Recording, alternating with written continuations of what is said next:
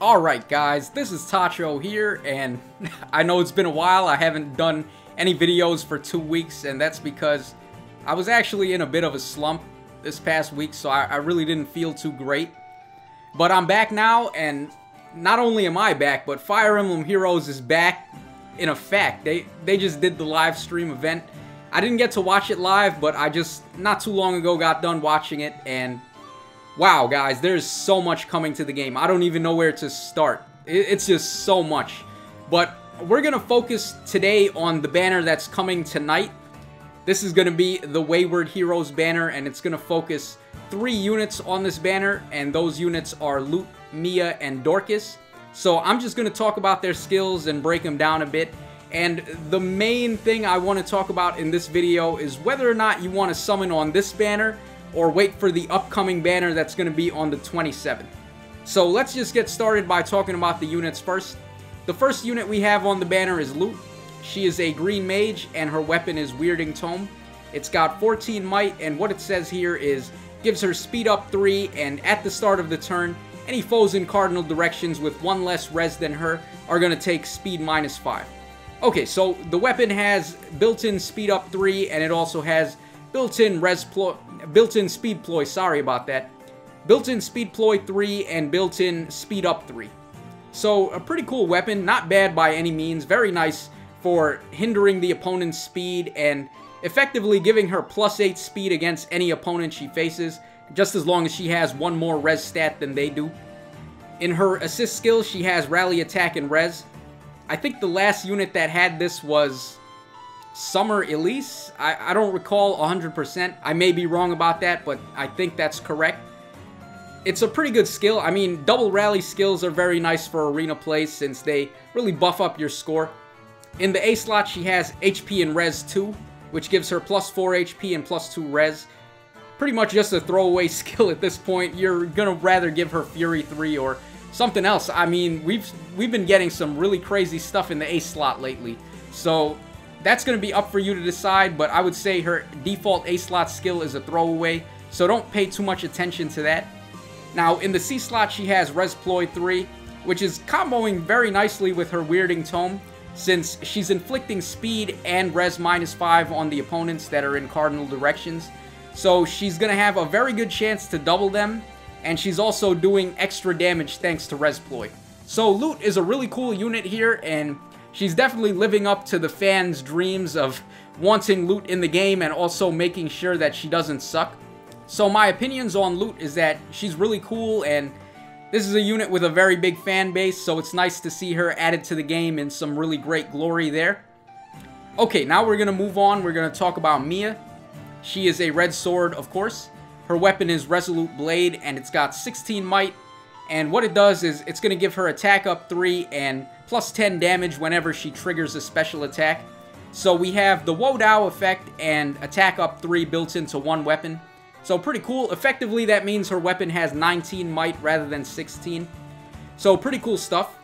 She has Luna in her special slot, so she can cut opponents' defense and res by 50%.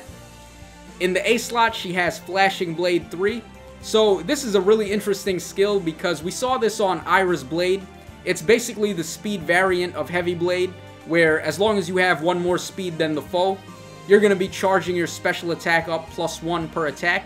So a very good skill and very nice for fodder as well. Some units would really love to inherit this skill. So it's really cool. Mia is a really nice unit. She has Vantage in the B slot, which makes sense because I'm pretty sure she had Vantage in Radiant Dawn. So it makes sense for them to give it to her here. And overall, she's another red sword, and honestly, I don't want to offend any Mia fans by saying this, but she's kind of like a budget Ira. Ira has the speed version of Heavy Blade built into her weapon with speed up 3, which is very odd if you think about it, because Mia, she has the speed version of Heavy Blade, but her weapon is giving her +3 to attack instead of +3 to speed. So she's not really comboing with it as well as Ira does. And Vantage, I guess you're probably going to want to replace that for Desperation on her. Luna should be okay. Maybe you want something else instead of Luna, but Luna should be okay on her. And as for her C slot, I'm not sure what you would want to give her. The C slot is open for anything really. You can go ahead and customize the C slot on most units to a certain degree. So yeah, overall Mia is a really cool unit and a very big fan favorite, but at the same time, I gotta be real with you guys, she just looks like a budget Ira. And finally, now this is the unit that I'm actually looking forward to.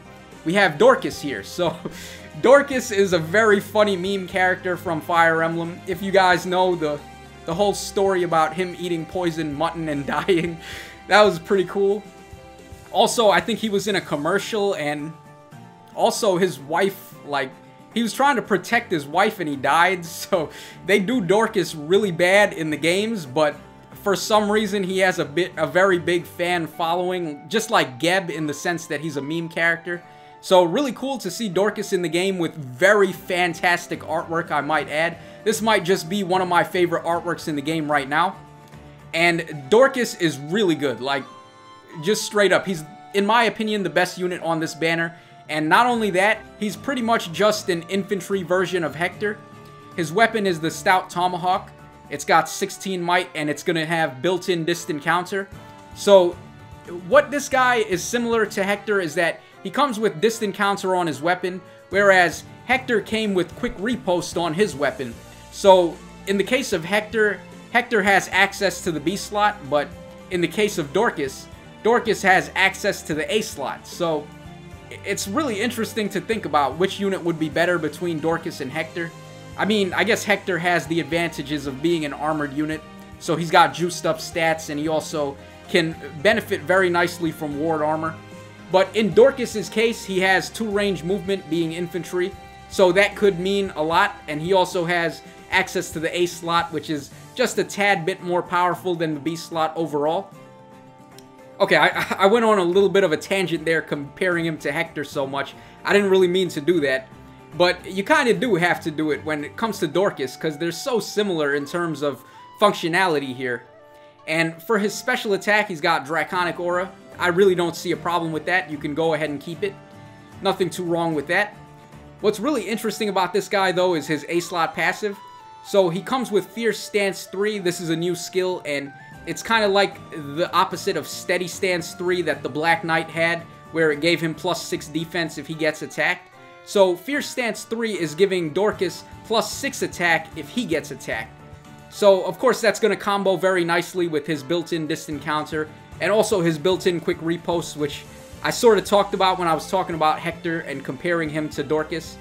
So yeah, he has quick riposte right out of the gates, and that's a very dangerous combo, having quick riposte with distant counter with attack up 6 when the opponents initiate on you. This guy is a really good enemy phase unit, really nice summon, and it's just really awesome seeing Dorcas in the game and seeing him in such amazing glory here. This is like the coolest thing ever. And in the C slot, he has Infantry Pulse 3, very good skill, one of my favorites, and it's about time that they added this to the standard summoning pool. If you guys recall, it was only available on Summer Xander, who was a limited time only unit, so we haven't been able to get Infantry Pulse since then. And having it on Dorcas is a great idea. I think he's going to be able to make nice use of it, especially if he's going to have a high HP stat. So really good stuff. Now, overall, do you want to summon on this banner? That's the main question here, and they kind of have us by the balls here because these are very fan favorite characters. These are really nice characters too. They're all pretty cool. But the banner that they showed upcoming for the 27th is something you really should consider saving orbs for, and possibly even spending money on if you're a whale, or if you're just a casual pay-to-play player every now and then when you feel like you want to spend a little bit of money. So the banner on the 27th is going to have 8% rates for focus units. There's a whole bunch of focus units on it, very good ones too, and also repeats of one-time only units from the past, like Spring Camilla and Bride Cordelia.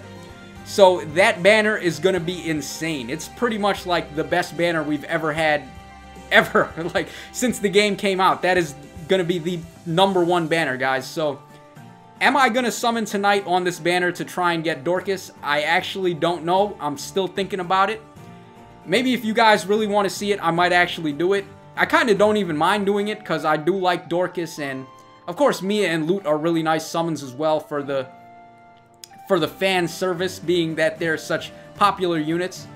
But I really want to save up for the banner on the 27th, because I'm going to go nuts on that banner, guys. It has, like, everything that I could ever want on that banner. It's got Brave Ike, it's got Hector on it, it's got Bride Cordelia again, it's got Brave Lynn. My Brave Lynn doesn't have the best of Ivies, so I'd be really happy if I could summon her with good Ivies. It also has Deidre, it has Sword Ike. It's just a clinic of very, very good units on that banner, so you want to save up for that banner, guys. Like, I know Lute might be your favorite unit, and Mia might be your favorite unit, but I guess it really just comes down to how you like to play the game. For me, I play it for, like, the competition aspect. I like to have the strongest units rather than my favorite units. So when I summon on a banner, it's mainly because I want to summon because I think the units are powerful and they will be very good meta choices, rather than summoning for units that are fan service that I think, oh, this is a cute unit, I want her, or, oh, this is one of my favorite units, I want him. Which I actually did for Ike and Sigurd, because those are my two favorite lords and I just couldn't help it. But they also happen to be very good units at the same time, so I had an excuse for that. But yeah, like I said though, guys, it really comes down to how you like to play the game. If you love Lute that much, if you love Mia that much, go ahead and summon. Like, enjoy yourself. These are your favorite units. I would say go for them. They're really awesome. I know I said Mia is kind of like a budget Ira, but really she's still a very good unit. You can go ahead and summon her and she's going to be putting in some really good work. And worst case scenario, even if she has bad stats for whatever reason, which I doubt is going to be the case, you can always just give Flashing Blade 3 to somebody that really needs it. So you can't go wrong with a Mia summon. You can't go wrong with a Lute summon, and you certainly can't go wrong with a Dorcas summon. So yeah, guys, that's it for the video. Like I said, I don't know yet if I'm going to summon tonight, but I'm thinking about it. So as always, this is Tacho signing out. There's going to be a whole bunch of content upcoming, because like I said at the start, I was in a bit of a slump, and then after watching the live stream, I kind of came out of it. I feel a little more hyped up. They did a very good job. Let me just talk for a second about the live stream, just really quick. When they showed that trailer, the little, like, cutscene of the Asker trio fighting against Veronica and her minions, that was awesome, guys. That was, like, hype levels through the roof, man. That was crazy. And they showed Loki. She's, like, nothing like people expected Loki to look like. I was thinking Loki from, like, Marvel series Loki with the horns on his head and stuff like that, and the green cape. But nah, Loki is like a Camilla lookalike almost. She's got really, really nice bosoms. Alright, let's not go into that too much, but yeah, man, that trailer was hype. I liked it more than the live action trailer where they showed off the Choose Your Legend units and they showed Black Knight in a really poor cosplay attempt.